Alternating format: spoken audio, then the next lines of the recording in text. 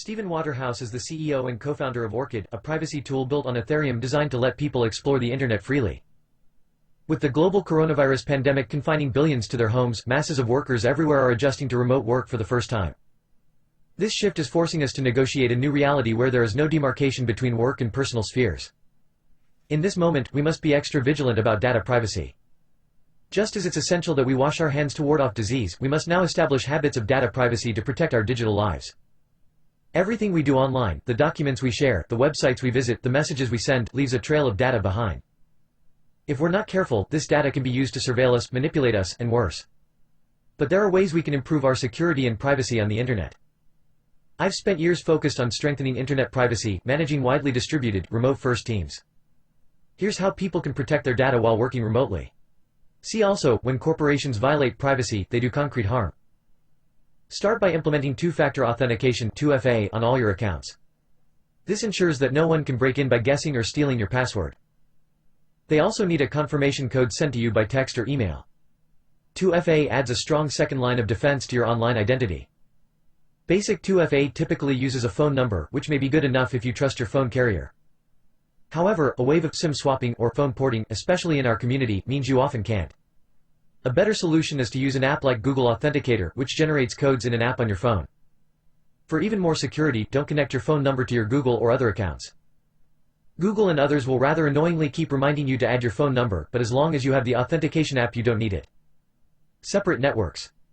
It's important to be aware of security at the level of our internet connection as well. In a world of remote work, we must rely on our home wired and Wi-Fi networks to connect us. This raises challenges that require good privacy practices. A network is only as secure as its weakest device. That's why it's a good idea to set up a guest Wi-Fi network and use that to connect non-essential devices like TVs and electronic assistants. This way, if a Sonos for instance has a security flaw, a hacker can't exploit it to backdoor into your more important devices. Splitting your essential and non-essential devices onto separate networks this way significantly reduces your risk. A network is only as secure as its weakest device. Pay attention to your router, some are better than others. A particular favorite of mine is the Eero Wi-Fi system, which includes malware and ad blocking software. It also allows guests to connect using a QR code, which the host can subsequently revoke. Regardless of what option you choose, do your research and make sure you understand the trade-offs. Once online, there are more privacy best practices. It's a good idea to split your internet use between two browsers, e.g., Chrome and Firefox. If you use the same browser for everything, your work and personal profiles will become commingled. An army of bots constantly builds a profile based on your browsing history, and if you don't separate work from personal, your work and personal histories will be mixed together. And remember, incognito mode does nothing for online traceability. It simply deletes your history so your housemates can't see what you've been doing. Even with your devices and browsing safely ring-fenced, your internet service provider can see everything you do. Depending on your jurisdiction, certain services, including messaging and conferencing apps, may be blocked. To mitigate these issues, I recommend using a virtual private network, or VPN. VPNs route traffic through their own servers, making it harder for third parties to see what we do online.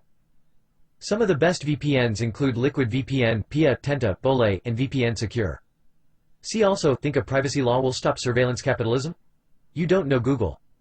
Remote work requires messaging and conferencing, and it's important to consider privacy and security when choosing these as well.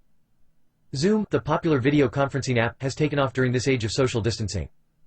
During the crisis, it has seen 14 times as many downloads as its fourth quarter average. But there are real concerns about Zoom's commitment to online privacy and security. The app's meetings are not end-to-end encrypted, and privacy groups have criticized it for its admin features, which allow hosts to see location and device data about participants. Those seeking an alternative should look to Whereby, which offers stronger privacy. For small meetings, up to 4 participants, Whereby uses end-to-end encryption, but for larger meeting rooms a server is used to maintain stability of the video service. On the messaging side, WhatsApp messages have full end-to-end encryption. WhatsApp enables storage of messages in your chat history in iCloud and other backup services. Turn this off to be more private. But there are concerns that Facebook, which acquired the app in 2014, plans to merge it with its native Messenger app, which raises serious concerns given scrutiny around Facebook's privacy practices. If you want to get even more private, Signal is a good alternative. WhatsApp actually uses the Signal protocol, but unlike WhatsApp, the Signal code is open source. Signal gathers much less metadata than WhatsApp. Metadata is information like who you spoke to and when you spoke to them. The coronavirus has forced millions around the world to adjust to a new work paradigm almost overnight. Even when the crisis passes, some changes in working patterns are probably here to stay. By establishing good habits and using the right tools, we can go a long way toward protecting ourselves in this new reality. If we all work to establish good data hygiene, we can even improve our online privacy even while we work remotely.